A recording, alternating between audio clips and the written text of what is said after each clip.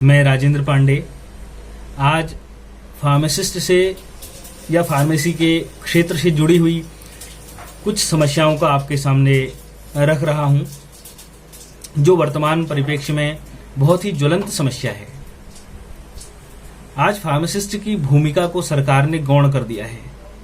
सरकार का मानना है कि फार्मासिस्ट का कार्य केवल दवा वितरक का है, जिस हेतु सरकार ने गांव की भोली भाली जनता के स्वास्थ्य के साथ इतना बड़ा धोखा किया है कि सरकार कह रही है आशा वर्कर, आंगनवाड़ी कार्यकर्ती जाके दवा बांटे। क्या सरकार फार्मासिस्ट की भूमिका को भूल गई है?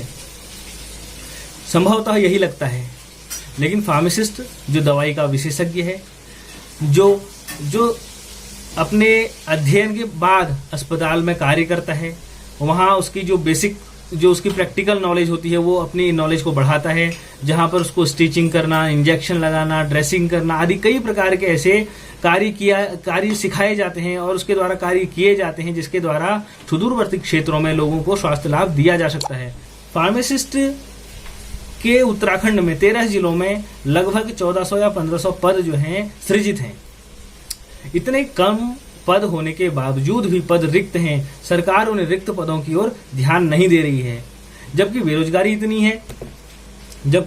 इतनी है कि नए पदों के सृजन करने की बात सरकार को सोचनी चाहिए, परंतु सृजन करना तो दूर की बात, सरकार ने जो पद पहले से सृजित हैं उन पर भी पदों को भरा नहीं गया है, जो कि बहुत ही खेद का विषय है।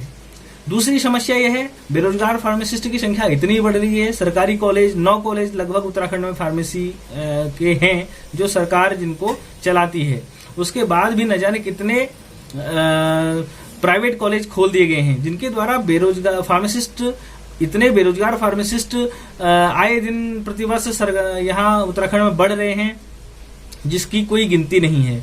ये एक खेद का विषय है। यदि सरकार उन फार्मासिस्टों को जो फार्मेसी करने के बाद जो रजिस्ट्रेशन अपना कराते हैं, यदि उनको जॉब नहीं दे सकती, उनको रोजगार यदि नहीं दे सकती उनके योग्यता के अनुसार, तो कृपया करके उन प्राइवेट कॉलेजेस को बंद किया जाए।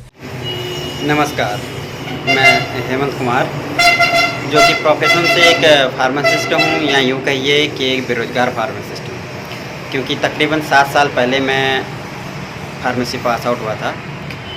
तब से लेकर अभी तक मैं बस इंतज़ार ही कर रहा हूँ कि कब सरकार राज्य में नए फार्मासिस्टों की वैकेंसी निकाले।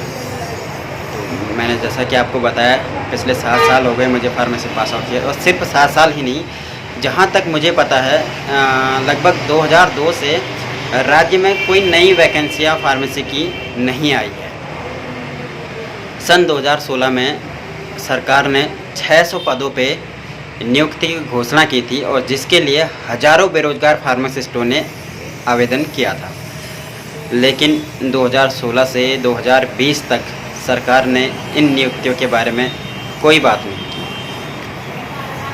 और जो ये 600 पद की नियुक्ति होनी थी उसके लिए हजारों फार्मासिस्टों ने अप्लाई किया था, जिसकी फीस सरकार ने 500 से लेकर 1000 रुपये तक की थी, जिससे सरकार को काफ़ी धन इकट्ठा हुआ, और 2020 में सरकार ने उन 600 पदों की जो वैकेंसी निकाली थी उसको निरस्त कर दिया।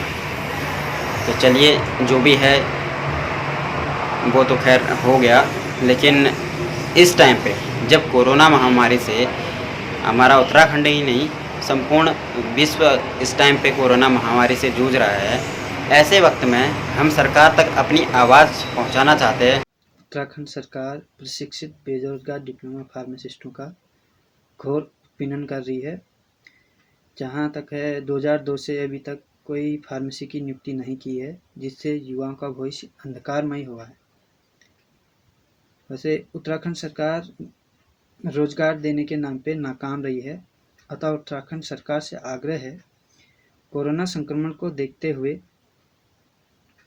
प्रशिक्षित बेरोजगार फार्मासिस्ट की नियुक्ति की जाए तथा उन्हें भी सेवा का अवसर प्रदान करें। दवा वितरण एवं स्वास्थ्य संबंधित आदि कार्य आंगनवाड़ी कार्यकर्ताओं द्वारा कराया जा रहा है, जो सरेआम गलत है। जो काम जिसका है उसे सौंपा जाए और जिससे कार्य सही ढंग से हो सके।